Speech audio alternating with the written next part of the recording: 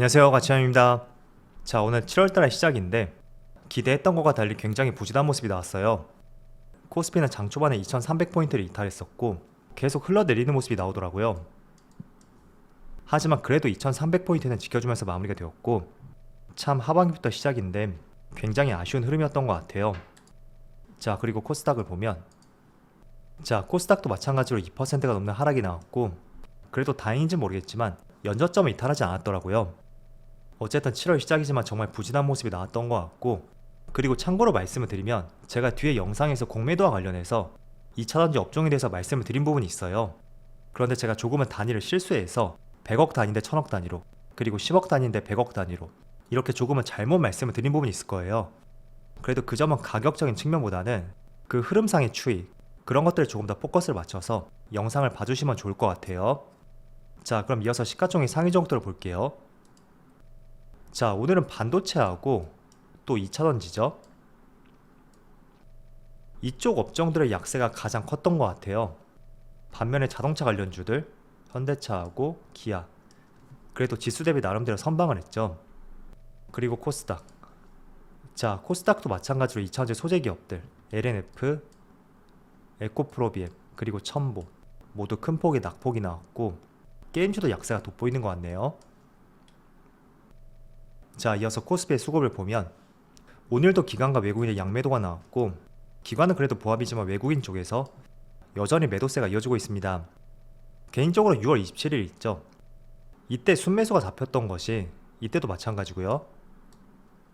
공매도의 쇼커버링 때문에 매수가 잡히지 않았을까, 그런 추측을 해볼 수 있는 것 같습니다. 그리고 코스닥. 자, 코스닥도 마찬가지로 기관과 외국인의 양매도가 나왔어요. 자, 이어서 삼성전자. 오늘도 역시나 외국인의 많은 순매도가 나왔고, 그리고 SK하이닉스. 오늘 하이닉스의 낙폭이 강했던 것 같은데 역시 외국인의 많은 순매도가 있었고 기관은 5거래일 연속으로 순매도가 나오고 있죠. 자, 그리고 삼성 SDI. SDI도 마찬가지로 기관과 외국인의 많은 순매도가 나왔고 최근에 기관 쪽에서 많은 순매도가 나오는 것 같습니다. 자, 그리고 에너지솔루션. 마찬가지로 기관과 외국인의 양매도가 나왔고 투자 재검토 소식이 나왔던 그 당시부터 기관과 외국인의 매도세가 꾸준히 나고 있네요. 자, 이어서 주차별 매매 동향에 대해서 살펴보도록 하겠습니다. 7월 1일 외국인이 가장 많이 매수한 종목은 S-오일, LG화학, NC소프트, 두산에너빌리티, 한국항공우주 이런 종목들을 차례대로 매수했고 반도체하고 2차전지 이런 종목들은 순매도 상위 종목에 포함이 되었죠. 그리고 기관. 자, 기관은 삼성엔지니어링, 한국항공우주, LG전자, 기아, 삼성물산 이런 종목들을 매수했고 마찬가지로 이노베이션, LG에너지솔루션, 삼성 SDI 2차전지 쪽을 강하게 매도하는 모습을 보여주었습니다. 자, 이어서 해외 증시를 볼게요. 어제 6월 마지막 날이었었는데 미국의 3대 지수도 굉장히 부진한 모습이 나왔습니다. 지금 보시면 S&P 500은 0.9% 가까운 하락이 나왔고 나스닥은 1.3% 급락이 나왔는데 장중에는 거의 3% 가까운 하락이 나왔었거든요.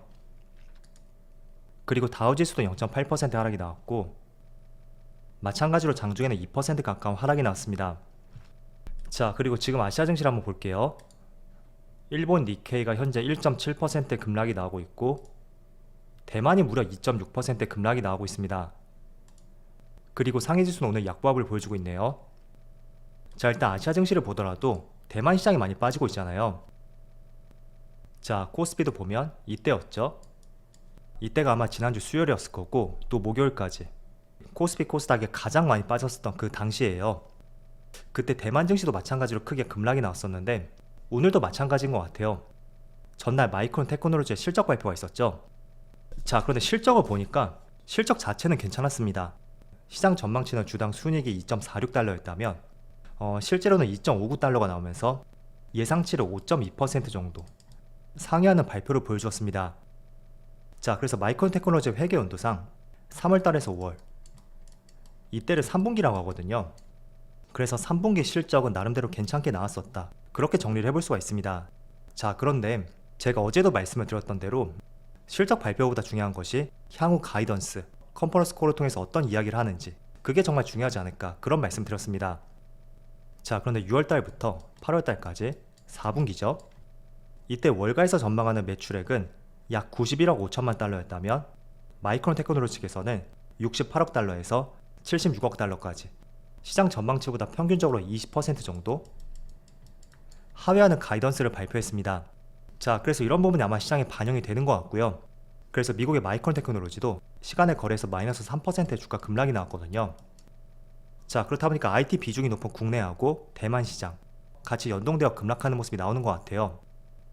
자, 어쨌든 오늘 시장 흐름에 대해서 간단하게 말씀을 드려봤고요. 자, 어제 저녁에 미국의 5월 PC 지표가 발표가 되었습니다. 그런데 생각보다 결과치를 보니까 제 개인적으로는 잘 나오지 않았나 그런 생각을 했었거든요.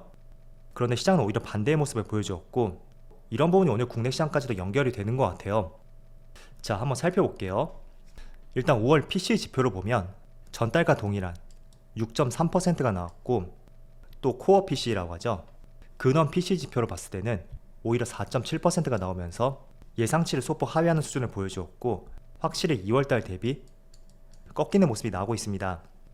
자, 이 두 가지의 차이를 잠깐 말씀드리면 좌측에 있는 PC 같은 경우에는 연준이 통화정책을 결정하기 위해서 가장 선호하는 지표 중에 하나이고 또 우리가 흔히 말하는 소비자 물가지수 있죠. 그것에 비해서 더 다양한 상품이라든지 서비스의 가격 이런 것들을 포함하는 지표라고 볼 수 있습니다. 그래서 소비자 행동을 더 잘 파악할 수 있다 라고 많이 이해를 하고 있더라고요. 자, 그렇다면 우측에 있는 코어 PC 같은 경우에는 변동성이 높은 에너지 가격들 그리고 식료품 가격 이런 것들을 제외한 지표라고 볼 수 있어요. 그래서 국제 유가라든지 천연가스 가격 그리고 많은 식품 가격들 그런 것들을 제외하고 봤을 때는 확실히 물가가 조금은 꺾였다는 것을 볼 수가 있겠죠. 그래서 여기서 유가가 조금만 더 꺾인다면 이 코어 PC도 더 많이 하락하는 모습이 나올 것이고 그제서야 시장이 조금은 화답하지 않을까 그렇게 볼 수가 있겠죠. 자, 그런데 이게 조금 해석하기 나름인 게 확실히 지표상으로 봤을 때는 PC, 코어 PC 모두 2월달을 기준으로 한번 살펴보세요.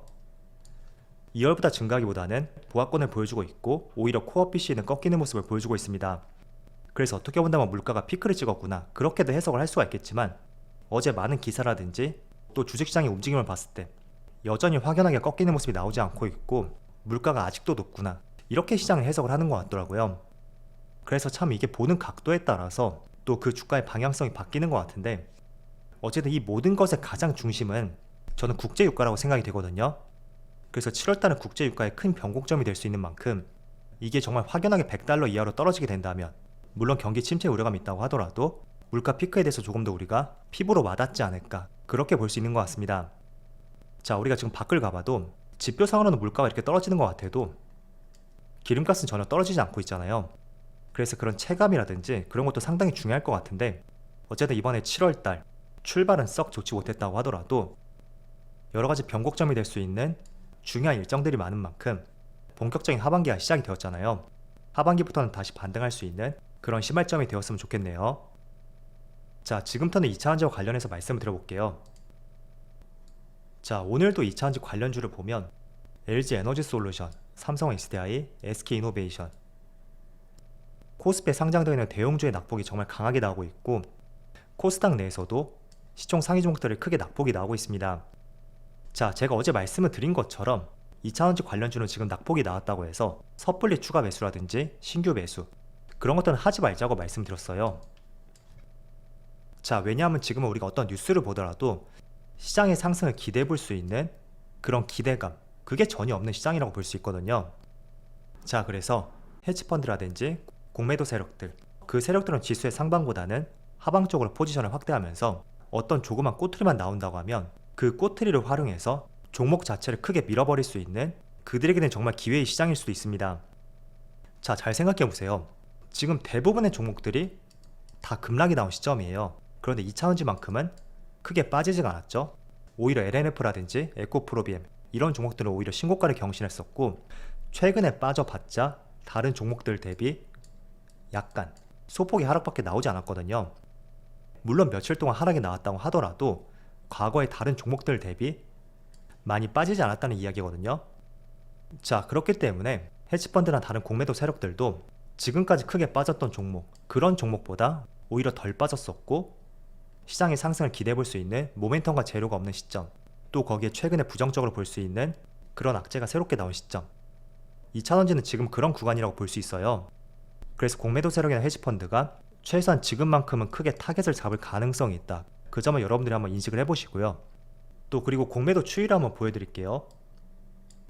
자, 이게 어제까지의 자료인데 먼저 에너지솔루션을 보면 공매도 거래 대금 엄청나게 늘었다고는 볼 수는 없겠지만 그래도 평균치 대비 거래 대금이 많이 늘었다는 것을 볼 수가 있고, 자, 삼성 SDI도 마찬가지죠. 한 번씩 공매 거래 대금이 크게 나오긴 했지만 그래도 평균적으로 봤을 때보다 조금은 늘었다는 것을 볼 수가 있어요. 자, 그리고 SK이노베이션, 지금 이 종목이 가장 크게 문제가 되는 것 같아요. 평상시에 공매 거래 대금을 보시면 1000억을 넘었던 적이 단 한 차례밖에 없었거든요. 이 당시였죠. 그런데 어제만 1900억이 나왔고 아마 오늘도 크게 증가를 했을 것 같아요. 그리고 LNF도 마찬가지죠. 최근 들어서 공매도 거래 대금이 1000억 이상 증가를 했고, 자, SKC 마찬가지로 그동안 공매도 거래 대금이 100억, 200억 이 정도 수준이었다면 어제는 800억 넘게 나왔습니다. 그리고 포스코 케미칼 마찬가지로 그동안은 공매 거래 대금이 1000억 이상 나온 적이 없었거든요. 그렇지만 어제는 무려 1100억이 나왔죠. 자, 그래서 여러분들이 지금 이거를 기억하셔야 돼요. 올 초까지만 하더라도 조금 빠졌으면 저점 매수의 기회로서 그 관점들을 가져보는 것이 유효하다고 볼 수 있었거든요. 그런데 지금 같은 경우에는 시장이 크게 기대할 수 있는 재료와 모멘텀, 특히 상승적으로 기대해볼 수 있는 재료와 모멘텀이 없죠. 그런 분위기는 다들 이해를 하고 계실 거예요. 그런데 지금 차트를 보면, 자, 코스피 차트를 보면 1월달에 1월이 아니라 7월달이죠. 주가의 하락률을 보면 14%의 급락이 나왔습니다. 자, 그렇다는 것은 개별 종목들은 정말 적게 빠져야 마이너스 20%, 웬만해서는 더블 한 30% 정도, 그 정도의 급락이 나왔다는 소리거든요. 자, 그런데 2차원지는 이 정도의 하락이 나왔었는지 한번 잘 생각해 보세요. 그건 아니란 말이죠. 자, 그렇다면 조금은 부정적인 내용이 나왔고 그 내용을 빌미로 삼아서 그동안 덜 빠졌던 2차원지 관련주 공매도 세력의 타겟이 될 수 있고, 그 때문에 주가를 크게 밀어버릴 수 있는 하나의 시점이 될 가능성도 있습니다. 그래서 그런 부분 한번 고민해보자, 그런 취지로 말씀드렸고요. 때문에 신규 매수라든지 추가 매수 그런 것들을 고민하신 분들이라면 저는 넉넉한 텀을 두고 시장 자체가 돌아설 수 있는 모멘텀과 기대감이 생겼을 때 지금은 그때를 도모하는 것이 적절한 타이밍이라고 말씀드리겠습니다. 자, 물론 그렇다고 하더라도 저는 2차원지의 성장성 거기에 대해서는 의문을 제기하진 않고 있어요.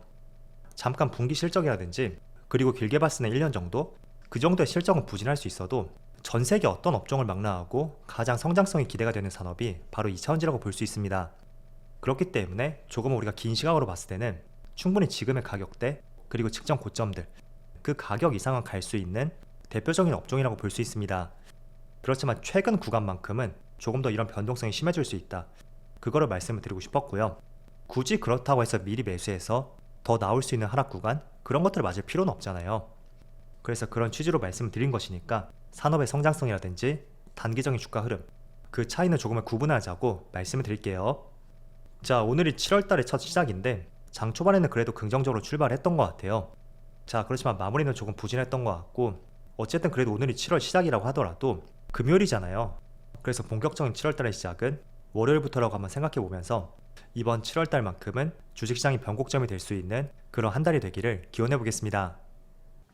자, 그럼 오늘 영상 여기서 마치도록 하고요. 언제나 여러분들의 성공투자를 기원하도록 하겠습니다. 감사합니다.